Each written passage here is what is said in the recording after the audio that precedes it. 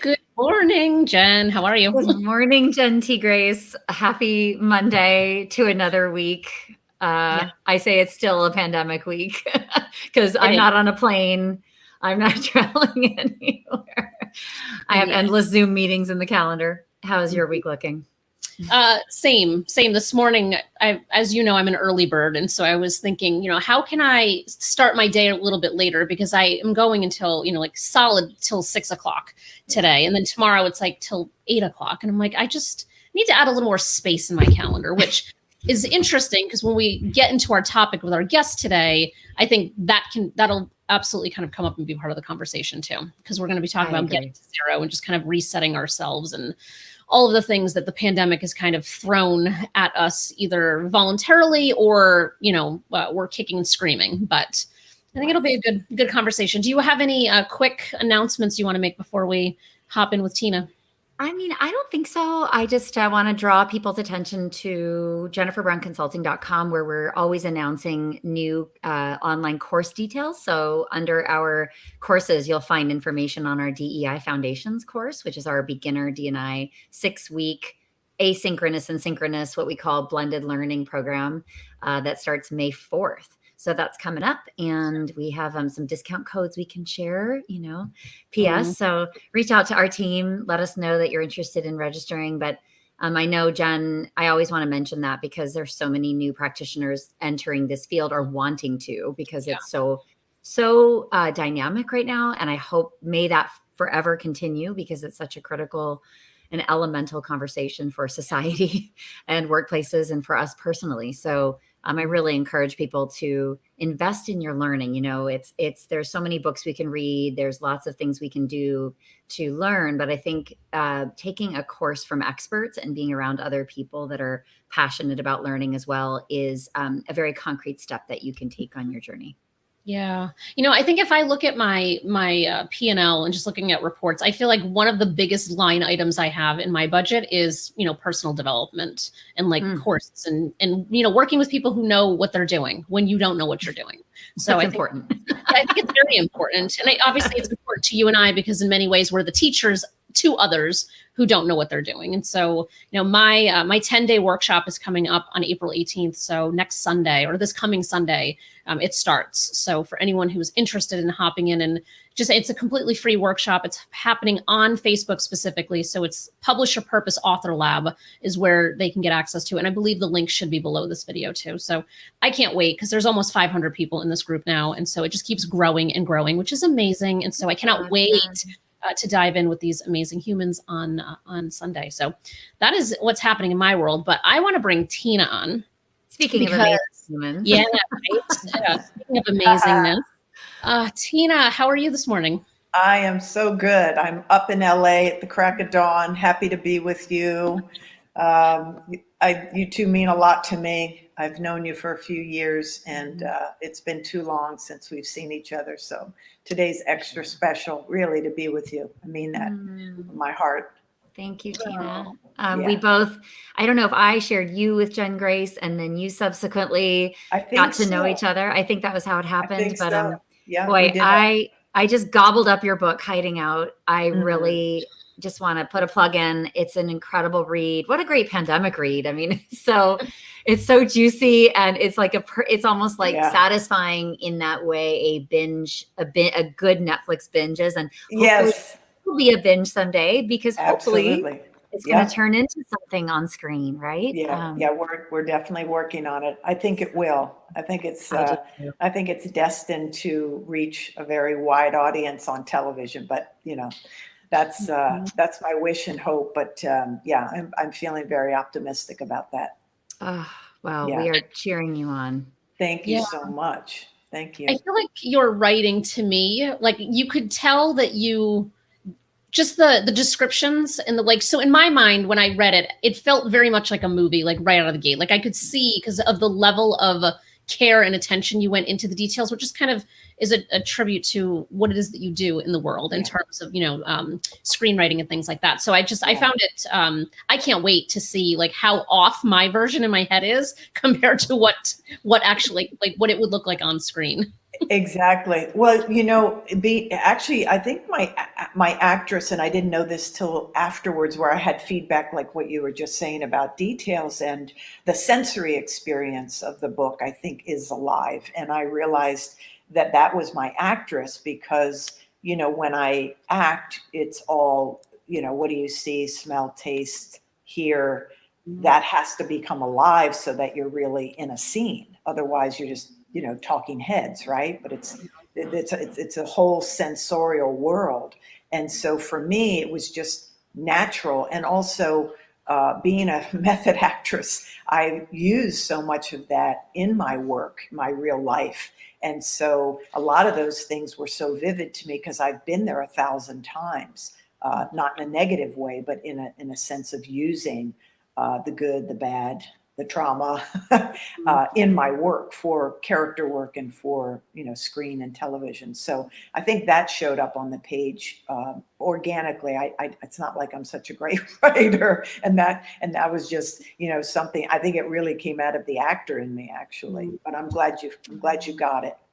You're multi-talented. I mean, yeah, Oh, it was thank such you. a kinesthetic experience. I think you've such many gifts on Thank you. screen and with the written word, and as a storyteller, and as LGBTQ people as well. It's Yeah.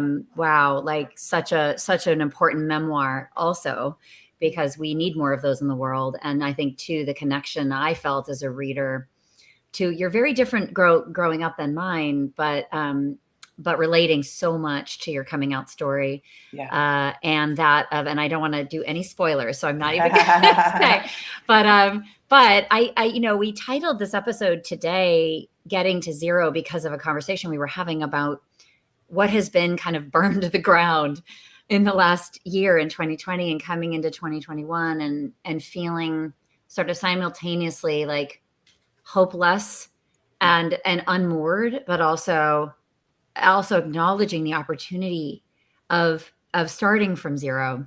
Yep. And your book on that topic, I think, must have been a burning to the ground for you in a way, because it was the revealing of such a powerful and traumatic story, and just putting it all out there must have felt like just a leap, and not knowing where the ground was going to be under you, but knowing that it was so critical for you to do that for your own like evolution as a human and family member, and all the things that we are.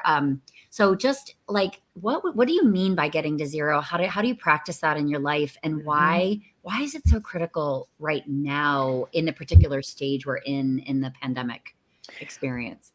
What I'm reminded of when you said that, when you were talking about getting to zero and the book and burning it down, is something that the samurais talk about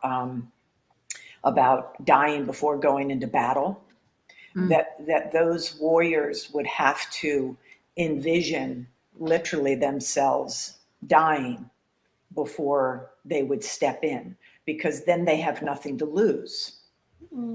So they get past all that other stuff. And I guess in a way it is worst case experience, right? Or worst case scenario. Like, so what would be the worst case by me writing that book? Well, I'd lose my family. I'd lose relationships by telling the truth. However, for me, getting to zero, specifically with the book, and then I'll talk a little bit about right now, is really, or was really about the decision that truth and speaking authentically, not hiding, especially giving others, younger LGBTQ, anyone who's ever been in any kind of trauma, doesn't matter what, which is a lot of people, the chance to witness by reading what it looks like not to have shame, and how freeing that could feel was the goal of the book. And so the getting to zero was, which is more important? What's my dying before going into battle? And I had shared with you, I had gotten, we all know, some flack from some family members. I'm the youngest of 13, which we shouldn't go without mentioning early in the conversation, because it does give it context.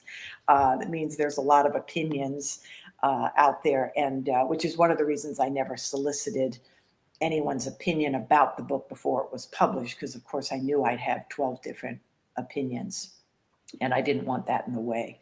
But the getting to zero is really like, no, of course I didn't want to lose family. That's not, and a samurai doesn't want to die.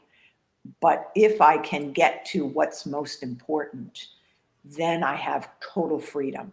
And I think I was there before I wrote that book. I think already I realized that the most important thing for me and my own legacy, that's my vision, would be to share with, even if one person was reached, of what their life might feel like if they could be that sort of blunt and free, and shameless about their own difficulty.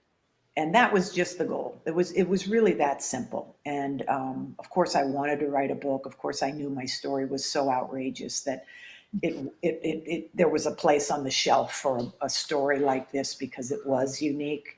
But it wasn't about that per se. So that's sort of the context of the book. But simply, I'll say about right now, is that we've all been through something. I don't need to elaborate on that. We've all been through something very big. It has been traumatic. What's getting to zero for somebody? One thing I just want to say about it is that really, if you hold all of it like a gift, like there's this idea, sort of, I guess, spiritually and otherwise, that, when something happens, like find the gift in it. But what if it wasn't find the gift in it? What if the whole thing was the gift?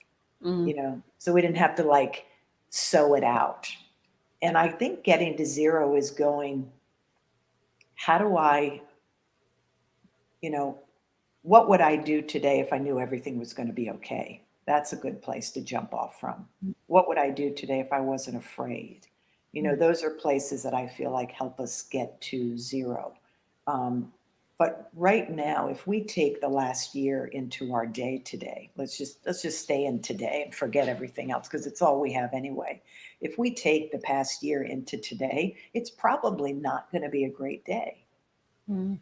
It doesn't mean we don't learn from it. Doesn't mean we're not still experiencing it. We have things we have to do as a result of it and all that. But if we take it emotionally and spiritually and physically into our day, we're going to have more of the same.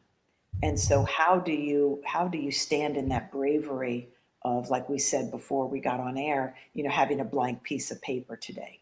Like, what would you do if you knew everything would be okay? You wouldn't be thinking about what happened 6 months ago. You wouldn't be obsessing about your bank account. You wouldn't be obsessing about how's my work going to turn out? Is this show ever going to be a television series? No, you just do today. And you'd live in the gift of what are the 10 positive things that I have experienced this past year, starting from that sort of space. That's the kind of stuff that helps me get to zero, especially in this still sort of ending phase of the pandemic, but we're still feeling it. It's like the book The Power of Now. And it's such a simple premise of just being in the every now moment, but yet it is such a thing that we cannot seem to do, because in every now moment we're thinking about what happened or what's to come and not actually focusing on. And so the whole kind of concept is that all of the struggles would be removed if we just focused on the now moment. And yet it is something that we struggle so deeply with. I think if people give themselves a break, to start with. In other words, just accept that every single morning, regardless of a pandemic or not, you're going to wake up into your humanness. And everyone's humanness is the same. It's, how do I survive today? And so when you wake up into survival. You wake up into, how do I do all the things that help me survive? There's no freedom in that. That is not dying before I go into battle. There's no freedom. There's no boldness. There's no fearlessness, fierceness, energy. That's just like boom, boom, boom. We all know it. And if you accept that that's how you're going to wake up every day, there's where you start. You go, okay, I remember this from yesterday. Now, what am I going to do first thing to get to zero? That's the difference. It's not like some people have it, some people figured it out, some people haven't, and some people wake up into like, you know, wow, I'm free. You know, I've already died before I go into battle. No, you have to do it every day. It's not something that some have and some don't. It's just a choice. And you've got to figure out your own way of what gets you to zero. I was going to say, I think that everyone's version of this is so drastically different, because what my getting to zero might look like is probably in complete opposition to maybe what either of you would do to get to zero. So like even at the beginning this year, my kind of word, it's more of a phrase of the year, is energetic flexibility. So that's the thing that I've been like really having at the forefront. And really it's just not being so rigid. And it's not that my personality is rigid, but the structures and parameters that I've set up all around me are very rigid. And it has led to my success. So there's a positive side to it, but I realize that doesn't serve me anymore. And so for me, it's like, how do I accidentally miss a phone call because I'm not paying attention, or accidentally, because that would never in a million years happen in my world. But like, that's what I'm trying to be in such a state of flow that I'm like, oh shit, I had a call that I forgot about, because that's not who I am. And so, but for someone else, like that would be like, why would that be a goal of yours? You know, like it's such an interesting dynamic. And Jenn, I can see you, can only imagine. Because I think I'm rubbing off on you is what I hear. Finally, Jenn, the student becomes the teacher. No, I'm just kidding. 10 years in, yep. Yes, Jenn and I have known each other a long time, and we're like the yin and yang in many ways. And we've worked together in so many different like complementary ways. We're a check on each other, right? Yep. We are the sort of not ends of the extreme, but in a way we are, because rigidity is the last thing I would struggle with. That's so good. You know, so it is good. It is really lovely. Tina, I want to know. So getting to zero vis-a-vis. Let's talk about storytelling for a second, because you said something really provocative when we were preparing about releasing your story into the world and letting it take the shape that it's going to take, which is, I think, sort of an ultimate act of love and trust as well. You talk about no attachment, or maybe appropriate attachment, which I don't know what that really means, but you know, the stories can only do their good in the world, I think, when we let them go. I think when we put them out there, and then other people grab them and say, how can I sort of use this for the moment to speak to the moment we're in? And so I know you wrote the book probably a while ago, right? Before any of this reality was happening to us altogether. And yet I wonder what getting to zero feels like vis-a-vis your story, and releasing and trusting and having it somehow land in other people's hands and hearts. What does that feel like? Well, I remember the day that the New York Post, it was pre-publication. I remember that was the first sort of big publication that was reviewing the book. And it was a week or two before the publication. And I was in New York City, where I also live. And I went down, my publicist had called on a Sunday and said, you know, they came out with it early. We were expecting it later, and it's there today. And I was like, oh, okay, I'll grab a paper on my, you know. So anyway, I left a brunch and I got in the subway and was down there with it, you know. And I opened it up, and I was looking for something about that big. For those of you who can see, I'm putting like a 2-inch, or can't see, excuse me, a 2-inch, or, you know, review of Hiding Out. And I open it to that sort of center, that double page thing. And it said, you know, actress, blah, blah, blah, blah, blah, and abuse, and teachers, and brothers. And there was I swear, no less than 15 photos of my life. And I really was like, stunned, because it was so clear that there was nothing, you know, there was no rope left. There was no rope to grab. It was done. And there was a moment of fear, like there's no turning back. Of course I wrote the book. Of course it was coming out, but this solidified it. This was like, if you thought that you were done with any shame, this is the moment right now. And so what I think is at the end of that, letting go of the rope, of course, is total freedom. So I think the reset is having grown up a victim of abuse, and I don't feel like a victim anymore, but I was as a child. Um, some really big traumas that I had to keep a secret and had most of my life. What that left me with was a very protected, guarded, ashamed, worried about making mistakes, overachiever. So some of it was good, but that's where it left me. It left me in a box. Telling the story got me out of the box. Letting go now, as I'm turning it into a television series, is about the greater good, even more than telling a story as a book to say, oh, I hope I can help someone. Now it's really for the greater good. Now it's about theme. Now it's about something bigger. It's about what theme in this moment in time would be able to really reach the masses. It's broader. It's so much bigger than me. And I think that's the answer for me in a nutshell, is that our stories feel so huge to us, whatever's happened, good, bad, whatever. It feels so big. And I think when you let your story just breathe without any shame or blame is a big one. You stop pointing the finger, you take responsibility, whether things were your fault or not, you take responsibility, meaning you stop blaming, you stop having revenge thoughts, you stop the nonsense as best as you can.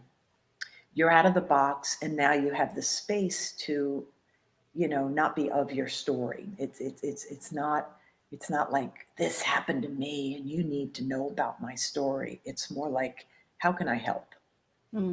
So I think that's what, the sort of getting to zero with all of our stories, because we all have a story about this past year. Everyone has one. And it's like, okay, that happened. You got to soothe. You got to, self-care. You have to take action to take care of that. But you also don't have to be of it. You don't have to carry it into the next year. You don't have to even carry it into today. And I think that's what we're talking about, is how does one let go and really be present and really say, how can I help with my story? How can I be of service with my story? And look, if you're in the throes of some kind of trauma, I'm not trying to be above it. There's a process to this. This is not blink and it's done. I'm not 20. So I've had a couple years of to work on this, but I am saying that we can all let go of our heaviness and our story and give it away to the world. And boy, doesn't that feel good, like a bird, just like let it go, let it go, let it go. So it takes practice, but I think it's possible for everyone. Oh, what a message. It's beautiful, Tina, the fact that you've gone through the courageous steps that you have in order to give that story to the world and let it do its work of healing, honestly, of enabling people to feel seen in similar family trauma situations. I mean, there are so many angles to the book. There's so many more people than I would imagine even we can imagine today that are going to be moved and see themselves in those pages and in those stories and those characters. Boy, I mean, there's something for everybody. And that makes it extremely powerful. Our friend Erin Weed talks about story truth and universal truth as the arc of all sort of beautiful, TED Talks, for example, like a talk that feels complete. Yeah. And that universal truth piece is what you're talking about, which is, so how does this connect to the legacy I want to leave, the healing that it needs to do, the way that it will be interpreted by others, which, yes, I can't control, but letting the bird fly to where it needs to fly to, where it wants to fly to, and just, trusting that there's something that's important in this. And we can tell you there is, of course, and many people have. But I think the best is yet to come in terms of the impact you're going to feel about this. Probably is even unexpected to you that you can't imagine what this story reaching millions of people, as I imagine that it will. And Jenn Grace, your story too. I mean, your book, I think, has it felt very similar reading both of them for me as your readers, to say there are so many people that would feel seen in this story, that need to feel seen, that need to feel validated, that need to feel less alone and less isolated, and that need your help to make sense of their story, their truth, and their universal truth, because we hand this down to next generations, and the next generations then tell their own stories, because we somehow figured out, a structure in which to do that. And I think both of you have written extremely brave things, that I know, today, if this were the last day, you have created some momentum in the world, both of you, that, that I think I'm just extremely grateful for. So anyway, I know I want more time with you, Tina, but this was just incredible. Yeah, absolutely. What a beautiful way to start the week, right? Yeah, Letting go, getting to zero, knowing that we actually have the power to wake up and change what our day is going to look like. I mean, I think that's what we all need to take strength from right now in this moment, is like, you are driving, you are the one with the wheel, you are the one who can decide how your day goes. And despite everything else, it's like, grab that blank piece of paper and get to zero and have an amazing day. We could have, this could have been like hours long. I know. You guys are the best. I love talking with you. I love seeing you. I can't wait for that day to come. I know. It'll be here hopefully sooner than we realize. I think so. I feel very positive about it all. I've got one vaccine in me. Have you guys got any yet? One, yeah. No, none for Jenn yet. Yeah. It's coming now. I can't find an appointment, it seems, but I'll keep trying. Yeah. I felt like somebody punched me in the arm. That was the only response, but I felt that before. So that's easy for someone like you. I had 5 brothers, so I know what it is to get slugged in the arm. Oh, Tina, well, keep us posted. Good. And I hope everybody checks Tina's work out. We talked about a smidge of her larger portfolio talents and creations today, but please, people can check you out on your website, Tina. Yep. Right? TinaAlexisAllen.com. Come visit, send me a message, read Hiding Out. Totally. Yeah. Definitely an amazing read. So yes, that is a given. Thank you, Tina. This was fantastic. Thank you both so much. Sending you such love and hugs. Yeah, likewise. Jenn, we'll see each other next week for another lovely conversation. Absolutely.